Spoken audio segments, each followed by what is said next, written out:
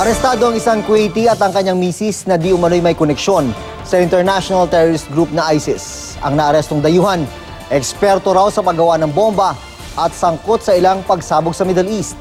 May report si John Consulta.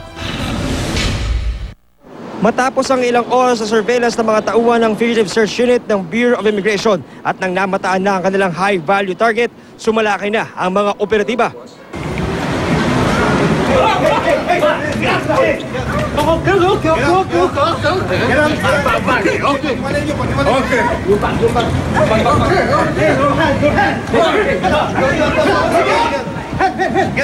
Get down! Everyone! Get down! Wait. Okay, calm down. Calm down. I give you my bag. Okay, calm down. Calm down. We are government forces. Calm down. Kasama ang Intelligence Security Group ng AFP, Intelligence Group ng PNP, Kuwaiti Intelligence Security Services at iba pang foreign intelligence counterparts, inaresto ng mga ahente ng immigration ang target ng operasyon na si Hossein Al-Dafiri, 40 anyos, Kuwaiti national.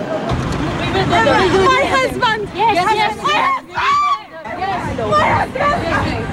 Dinakip din ang kanyang asawa na si Zina Rahaf, isang Syrian national. Isinakay sa magkahiwalay na sasakyan ang dalawa na bantay sarado ng mga operatiba.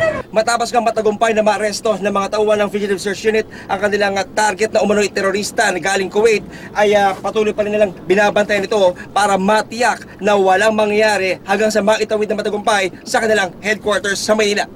Ayon sa DOJ, nakakuha ang BIFSU ng impormasyon mula sa kanilang mga foreign intelligence counterparts sa pagtatago ni Al-Dafiri sa bahagi ng BGC kasama ang kanyang asawa. It was confirmed by the Kuwaiti government that they are members of the terrorist group ISIL or ISIS. Si Al-Dafiri ay pinaghahanap ng Kuwaiti Security Forces at iba pang international intelligence community dahil sa pagiging expert bomb maker. Nasasangkot siya sa pagpapasabog sa ilang target sa Middle East at di umano'y miyembro ng teroristang grupong ISIS. Since nothing happened, we were able to nip whatever terrorist intention they have in the bud. Tiko mag-asawa ng aming makaharap.